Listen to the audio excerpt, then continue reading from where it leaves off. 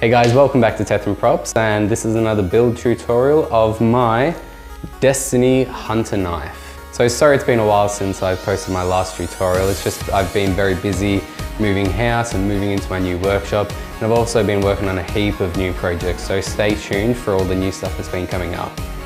So this hunter knife is from Bungie's game Destiny, and it's a very popular game at the moment. I've made some other things from it, like The Devil You Know, which is this guy here, as well as my Lord Saladin outfit that I've been working on a lot lately.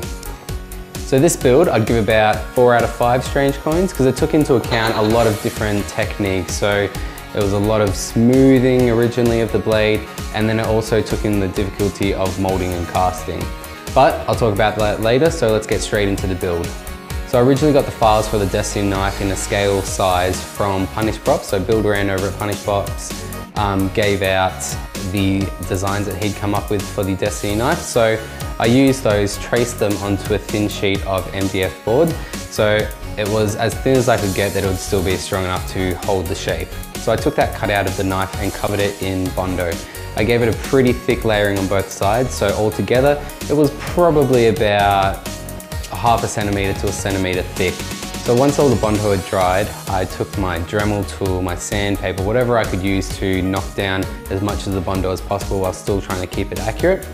I smoothed down both sides so that it was flat on top, and then I went back and retraced in my lines where the big bevels were.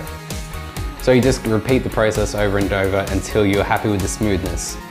And then once you've done that, your blade is complete, and then it's ready for molding and casting. So for those of you who don't know what molding and casting is, it's essentially just creating a copy of something but in a plastic hard resin or fiberglass resin or whatever you want to actually cast it in. So to make the mold, first what you have to do is take your original knife and just lay it down flat on a piece of board. Then with the same board, just build up a perimeter around the outside of the knife. You want to stick maybe a couple centimeters away from the perimeter of the knife the whole way around, because you want to give the mold a bit of strength. So if it was right up against it, your mold will be pretty weak and it might lose a bit of shape. So then when you go to cast it, it's not going to be all your perfect straight lines that you have in your original. So once you've got all the walls down, then you want to lay down some plasticine or some clay or anything that is pretty strong, but you can mold into all the little nooks and crannies. So I use plasticine, and I just put that around the entire perimeter of the knife. So while doing this, you want to make sure that you get it up against every single edge of the knife. You don't want to have any gaps, because then the silicone will get into those gaps and then it's really going to screw up your mold. So you want to get it as best you can perfectly split halfway through the middle of the knife.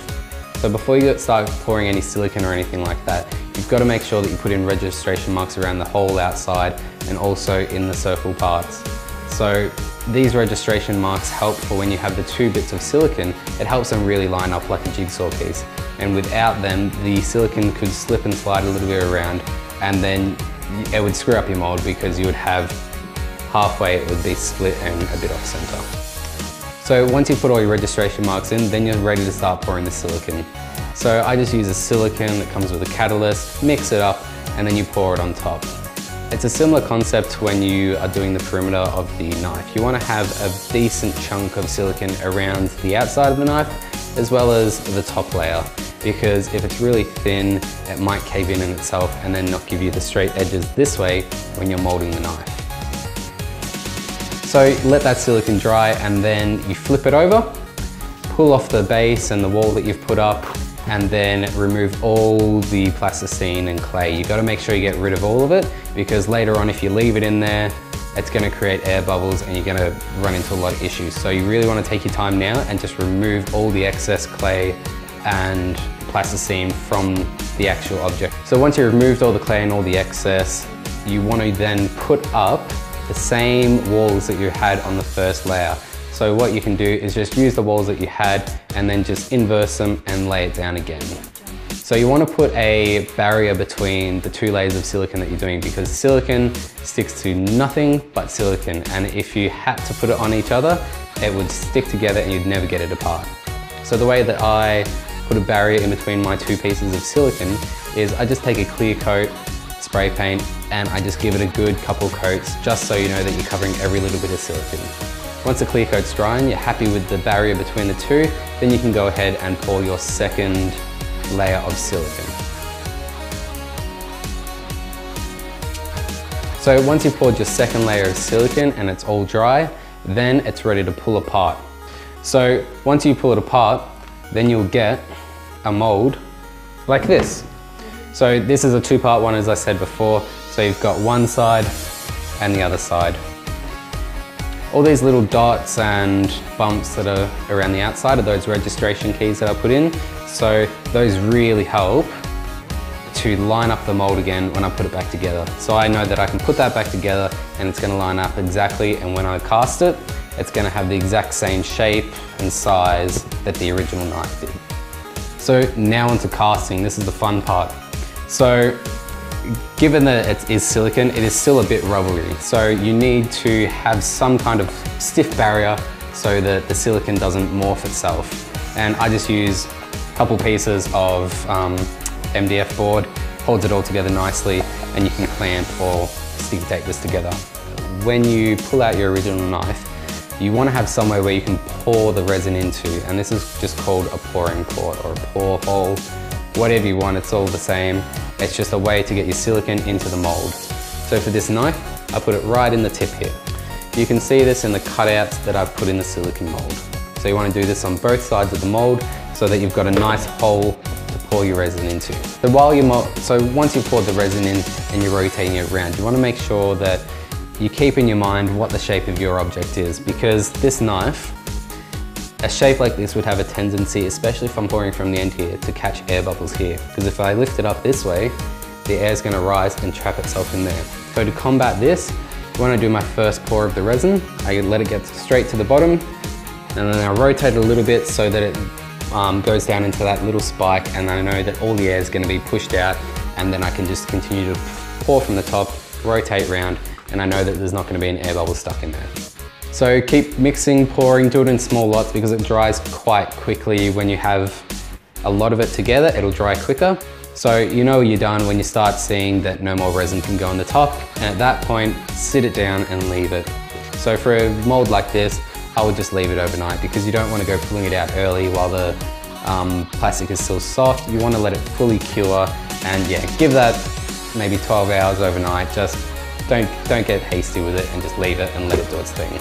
Once you pull it out of the mold, then you've got a nice new cast knife. It'll have a little bit of trimming around the outside that you have to do because a little bit of the resin does seep out between the two pieces of silicone, but it's so paper thin that you can snap it off by your hand. So once I had the knife, then it was time to start painting. So to paint this, it was pretty simple. Laid down a base coat of primer and then silver on top of that. I then masked off the outside perimeter where the blade was because I wanted to keep that silver. And then I laid down another light layer of black spray paint on top of the middle part. I removed all the tape and then I got onto weathering. So to do this, I just went with a simple silver weathering. So just put in scratches and scrapes of where the knife would usually get damaged if it was being used. I also put silver into the decals on the blade here and just put a little bit of weathering around the corners of there. Once you're happy with all the weathering, then you want to put down a couple coats of clear coat because this just means that it seals in all the weathering and all the paints and you won't rub it off by touching it. The handle is just a bit of paracord that's been wrapped around and then super glued in place. So there you have it, the Destiny Hunter knife. It's a polyurethane cast knife that is very strong. You probably can't cut anything with it because it's not the sharpest blade, but you can drop this on the ground and it's not going to break.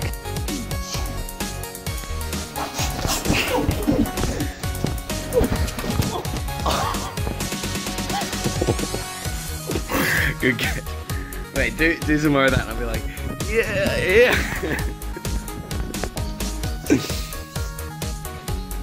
Do not drop that. Oh. Thanks again for watching, guys. I hope you enjoyed it. Let me know if you do anything like this and hit the like button, and as always, please subscribe to my channel because then you get to see all the cool new stuff that's coming along. Trust me, there's going to be a lot of videos coming and a lot of new content. So thank you again for watching and I will see you next time. there. Now it's a time for the tour of my shop. So, this is the workbench. This is where all the magic happens. There's not much to show, just some tools, nice little space. Now I've got my display shelving over here. So you probably recognize some of these from my other videos. So this is the Batman Viking helmet, my Giant's knife, and a lot of my little poker globes that I've been working really hard on. So check out Facebook or Instagram and you can see all these. Then I've just got my other few things, Darth Maul's skull, that's a new one. I'll do a video on that one soon. As well as a few 3D printed things, Tracer's gun, and some Lego. Everybody loves Lego. And I've just got all my tools over there, my molds, spray paints, and just miscellaneous things. Then if we go over here, this is the painting booth. So we've got Lord Saladin's army here, which I'm working on at the moment. I'm just doing a bit of painting on. And then, the bane of my existence, my 3D printer. It does great things for me, but it also is a very, very big pain and has taken a lot of learning to get used to. But it's a great thing, great tool for making props with, and I'm really happy that I've got it. So, that's my shop.